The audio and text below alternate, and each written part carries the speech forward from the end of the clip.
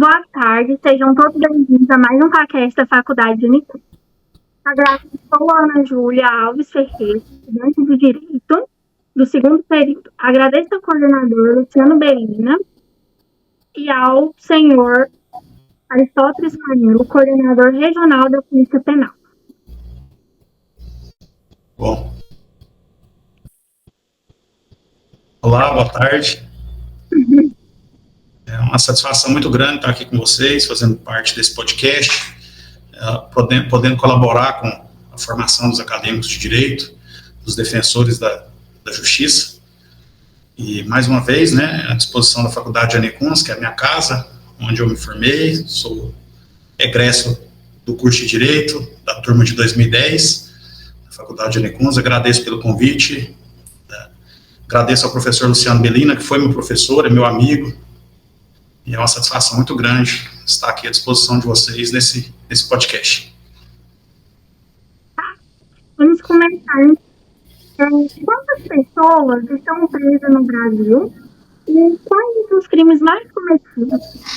Olha, o Brasil tem a terceira maior população carcerária do mundo.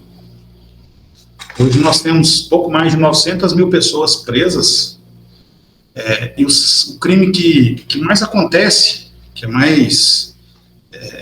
acontece com mais frequência, são os crimes contra o patrimônio, roubo, furto, seguido por tráfico de drogas.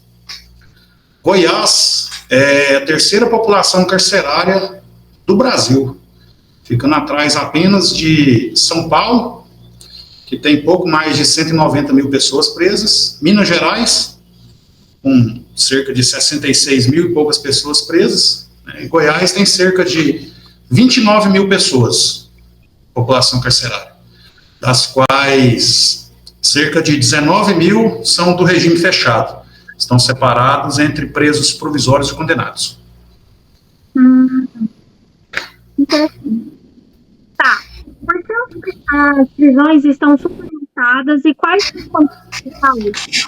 Um ponto também seria bom citar se tem alguma alternativa para essa superlotação nas prisões. Olha, a gente sabe, primeiro, a principal causa da superlotação nas prisões efetivamente é a falta de vagas. Nós temos um déficit carcerário muito grande no Brasil.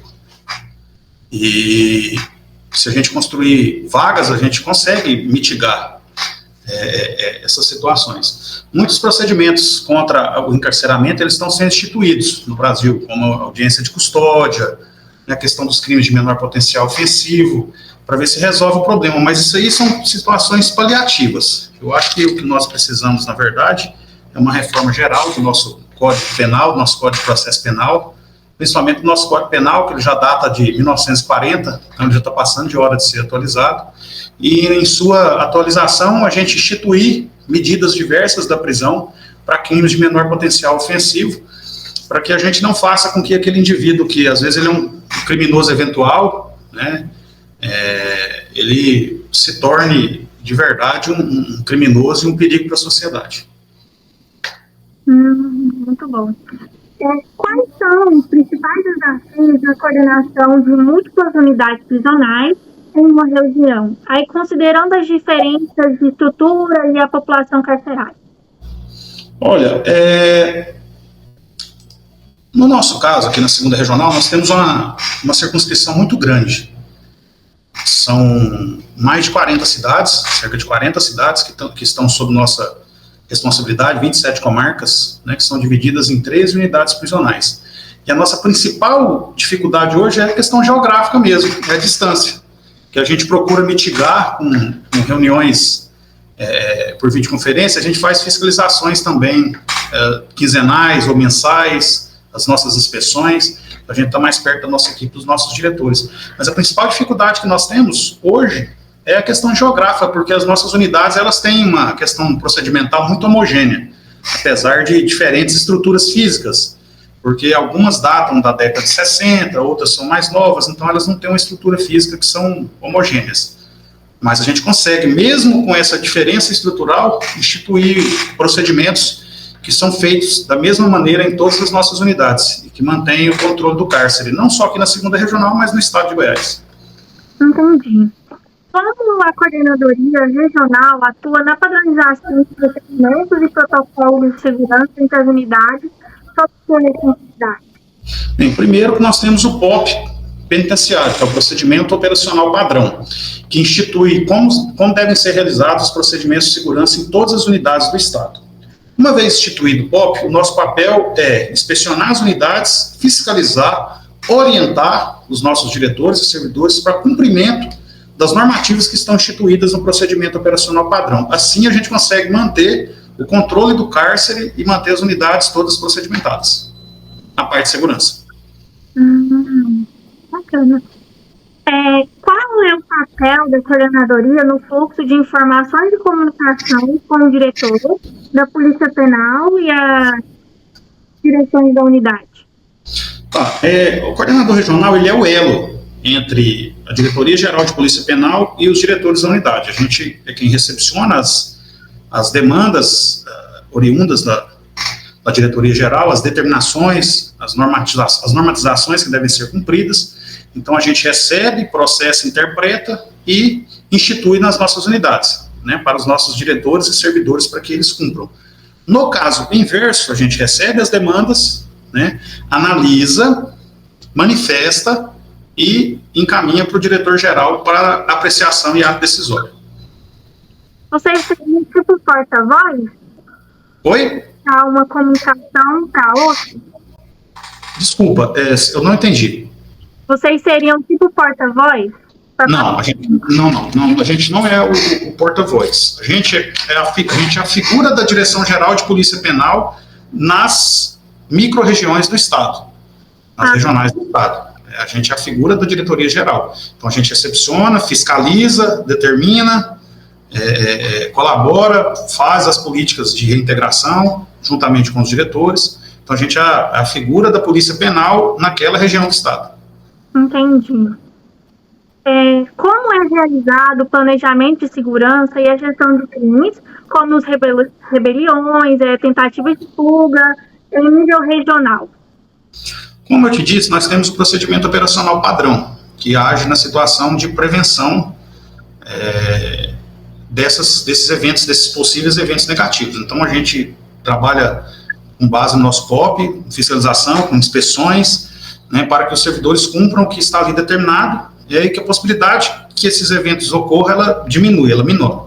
Em caso ocorra qualquer evento desse, nós temos o nosso protocolo de contingenciamento, nosso plano de contingenciamento, que foi criado em 2024, né, inclusive eu até sugiro aos acadêmicos da faculdade, ao professor Luciano Bellina, que busque lá no YouTube, o vídeo do dia que foi feita um teatro de operações relacionadas ao nosso protocolo de contingenciamento. Vocês vão ver como os nossos grupos operacionais reagem, como é feita a tomada de decisão, como é feita a questão da contenção, a questão da resposta, da pronta resposta, como são resolvidas essas situações de crise. Então, tem um vídeo que está no YouTube, depois você procura lá, Plano de Contingenciamento Polícia Penal do Estado de Goiás, 2024. Aí vai aparecer a reportagem que foi feita por todos os veículos de imprensa do nosso plano de contingenciamento, inclusive, pelo que eu saiba, é um dos primeiros do Brasil. A nossa polícia ela é de vanguarda em muitas coisas. Nós temos um diretor-geral que pensa muito à frente, é muito estrategista, muito inteligente, né? Trabalha muito, e nesse ponto a nossa polícia está muito bem servida. E então, sim, a Polícia Penal criou esse protocolo, esse plano de contingenciamento, para que caso ocorra um evento de crise, um evento negativo, a gente tenha todos os protocolos a seguir, que cada policial tenha a sua responsabilidade dentro do plano de contingenciamento. Sobre as questões de prevenção, a gente atua conforme o POP penitenciário, procedimento operacional padrão, que institui a forma, né, as diretrizes que os servidores têm que seguir de maneira preventiva para que esses eventos não ocorram. Não só em âmbito regional, mas no estado inteiro, porque não se fala em regional, se fala em um todo da Polícia Penal.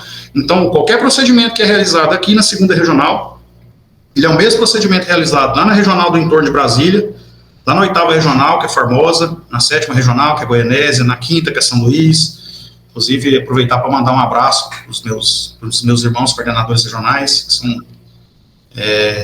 grandes alicerces da Polícia Penal, trabalham muito, são pessoas que se dedicam em tempo integral para a Polícia Penal. Então, assim, estão de parabéns pelo trabalho que estão fazendo, inclusive os nossos servidores.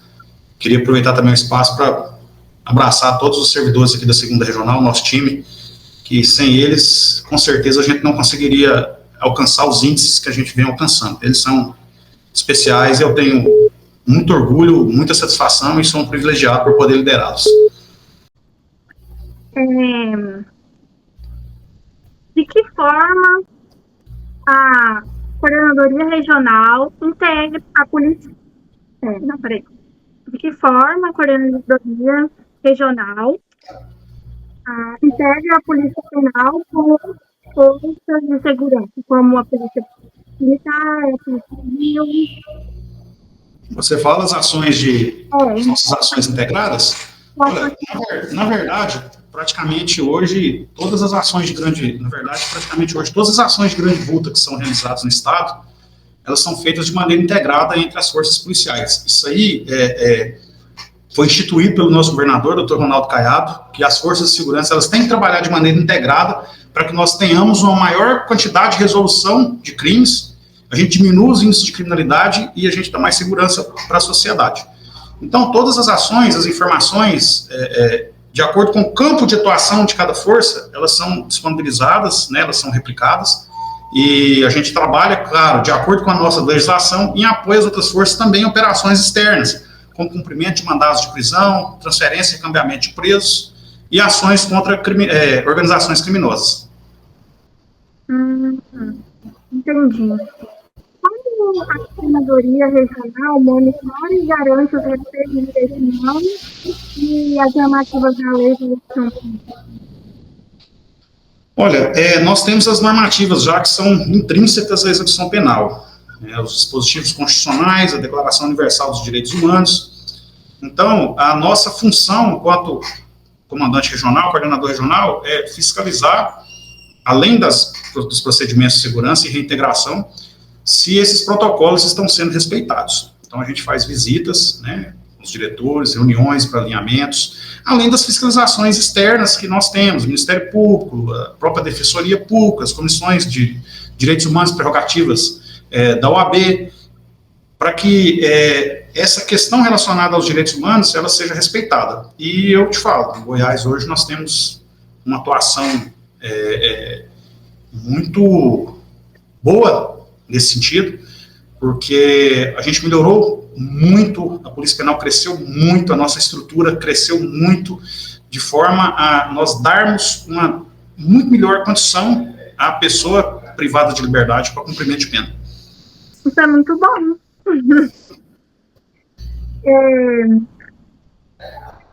Tem vínculo com o Ministério Público, né? Como que a Coordenadoria Regional promove a colaboração com o Judiciário, com o Ministério Público? Olha, na verdade, Judiciário, Ministério Público, Defensoria Pública, Conselho da Comunidade, CNPCP, são órgãos, né, da execução penal. O CNPCP institui as políticas que vão ser realizadas, né, dentro da execução penal, as políticas que vão ser realizadas. O juiz da execução ou o judiciário, ele faz a fiscalização da pena que foi imposta, o cumprimento da pena. O Ministério Público, da mesma maneira, é um órgão fiscalizador, assim como a Defensoria Pública, além de defender o direito daqueles que não têm condição de fazê-lo, né, como órgão patronal, e, na verdade, é um conglomerado. Não tem como você falar em execução penal, você falar em polícia penal sem esses órgãos, porque a gente trabalha integrado desde quando o indivíduo ele cumpre, ele comete um crime, ele é inserido dentro do cárcere. Então você já trabalha integrado desde aquele momento, porque os órgãos de execução penal eles trabalham juntos para uma melhor realização da execução penal. Então trabalham em conjunto dentro das suas áreas específicas de atuação. A gente faz a execução penal objetiva, né, fática, pois nós estamos 24 horas ali com a pessoa, privada de liberdade, fazendo com que ela cumpra a sentença a ela estabelecida, ou que ela cumpra o ato de não estar em liberdade, de estar preso até que a sentença seja deferida, né, seja prolatada pelo judiciário. Então, desde o momento que o indivíduo ele é inserido no cárcere, esses órgãos eles trabalham de maneira conjunta, dentro, claro, cada um da sua atribuição. A Polícia Penal ela faz a situação fática, objetiva da execução penal, o CNPCP institui, né, as políticas de execução penal que vão ser realizadas em âmbito nacional, o Judiciário, que é o detentor, né, da pena, né, do poder punitivo, ele faz a fiscalização da pena que foi instituída, assim como o Ministério Público, das condições, e também da parte de reintegração, a Defensoria Pública também, e a gente ainda tem o Conselho da Comunidade, que age em auxílio às pessoas que estão presas, e também a parte ali dos seus familiares, enfim, não tem como falar em execução penal sem falar desses órgãos, porque são órgãos que são órgãos de execução penal e as nossas ações são conjuntas. Acrescentar até o OAB, porque o OAB hoje, o OAB é diferente da Defensoria Pública. A Defensoria Pública é um órgão estatal, a OAB não. Ela entra como órgão da sociedade civil organizada. A OAB também tem uma atuação muito forte na execução penal. Então, assim, eu digo que a OAB também, até que de uma maneira indireta, também poderia ser até um órgão de execução penal em decorrência da sua atuação firme e veemente na execução penal, não só no estado de Goiás, mas no Brasil todo, né? Essa da OAB é uma maravilha. Não, sim, nós temos comissões que atuam diretamente nas unidades prisionais, Comissão de Direitos Humanos, de Prerrogativas, entre outras. Qual que é a visão da coordenadoria sobre o papel de tecnologias e inteligência penal na modernização e humanização do sistema prisional? Eu vou te dar um exemplo, antes de explicar minha visão, só para você ver como que a tecnologia, e principalmente a inteligência, né, mas a tecnologia, ela pode nos auxiliar no nosso dia a dia na execução do nosso trabalho. Hoje o advogado, ele tem condição, o advogado e o visitante, entrar em um sistema que foi criado pela Polícia Penal para poder cadastrar, fazer o cadastro, o advogado para atender o seu cliente, o visitante para realizar a visita ao seu familiar, sem sair de casa. Entra no sistema, se cadastra, sem sair de casa. Pode fazer visita através de videoconferência, sem sair de casa. Então, assim, a tecnologia ela é de extrema importância dentro do contexto, não só da execução penal, da Polícia Penal, mas da segurança pública. Hoje, nós temos, quando eu te falei que o nosso diretor-geral, ele pensa lá na frente, e ele pensa, então, um pensamento de vanguarda, muito futurístico, pensa grande, nós temos um comitê só para tratar dessas novas intervenções relacionadas à tecnologia. Para a gente ouvir sugestões dos servidores, inclusive eu estou no comitê, para nós ouvirmos sugestões dos servidores e trazer isso para o nosso cotidiano, para a gente melhorar o nosso fluxo de processo, os nossos programas, os nossos protocolos. No que tange a parte de inteligência, eu queria só que você me explicasse se é a inteligência voltada para a parte de inteligência artificial ou a inteligência relacionada à inteligência da atividade policial. Não, é a inteligência voltada para a atividade policial mesmo. Não? Sim, na atividade policial. A segurança pública, ela tem 3 pilares: inteligência, capacitação continuada dos servidores e uma corregedoria forte. Quais são os graus de atuação de cada um? A inteligência, ela trabalha no sentido de prevenção. Você vai prevenir, você vai agir no sentido de que um evento negativo ou qualquer situação que vá contra a ordem, a disciplina e o respeito ocorra. Então, ela é de extrema importância. A corregedoria, ela trabalha na prevenção de possíveis atos infracionais praticados pelo servidor e também na investigação, né, e na correção desses atos. Quando eu falo atos infracionais e crimes, né, atos, transgressões disciplinares e crimes praticados por servidores, na prevenção, porque às vezes o servidor ele pratica sem saber que ele está cometendo crime, é por pura falta de conhecimento. Então a corregedoria forte, ela traz para o bojo da atuação policial uma visão melhor do que é o papel do policial em respeito às normativas legais e aos dispositivos de atuação policial no âmbito administrativo.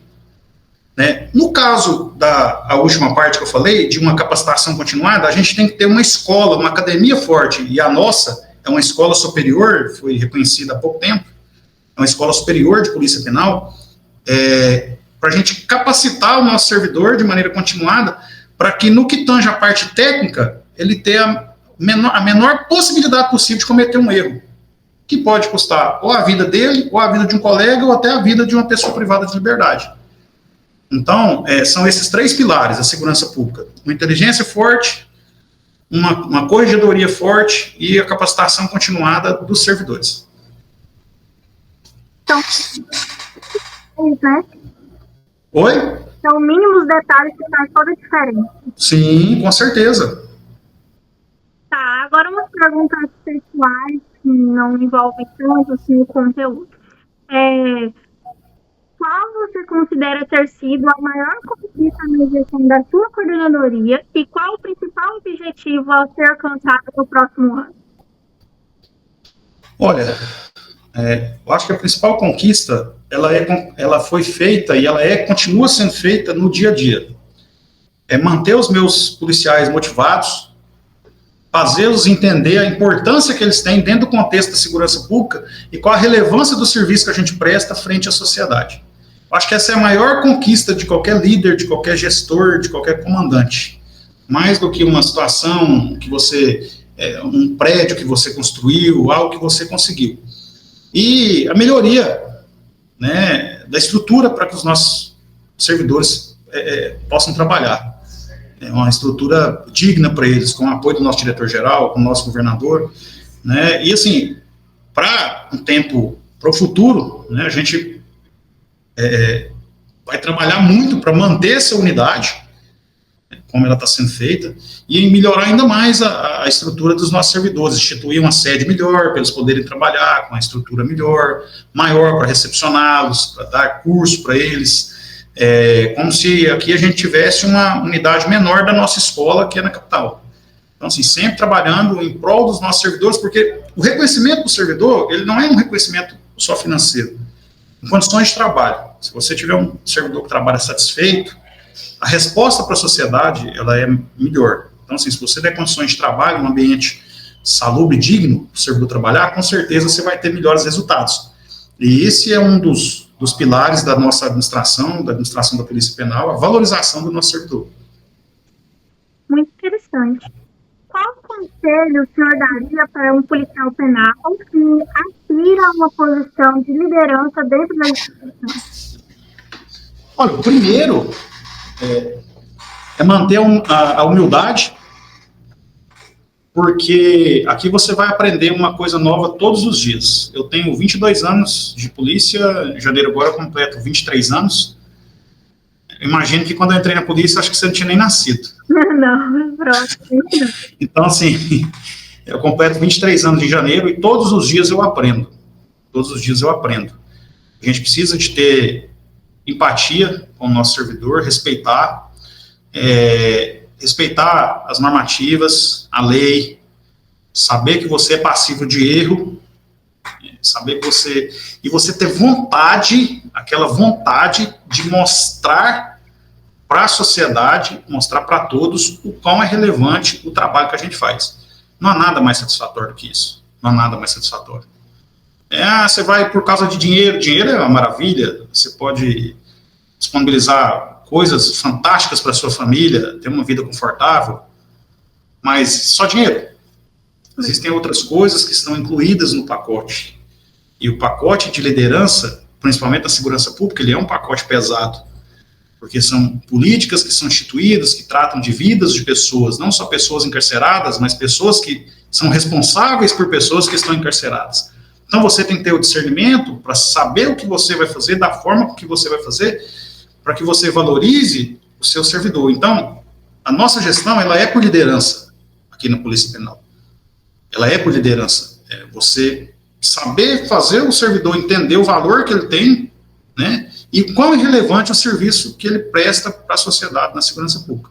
Então, se você souber liderar dessa maneira, nesse sentido, você tiver a percepção e o discernimento que você está vindo para isso, e que você vai abdicar do seu tempo, praticamente todo. Você vai ficar à disposição da sociedade, da polícia, 24 horas por dia, mas que no final você vai ter um reconhecimento do trabalho que você fez. Eu acho que a pessoa que tiver esse discernimento, esse pensamento, ela tem grandes chances de prosperar em uma função de liderança na Polícia Penal. Não só na Polícia Penal, mas em outras instituições. Compreendo. A gente já está encerrando a gravação. Que bom. Eu agradeço muito a sua participação. É uma grande honra recebê-lo novamente.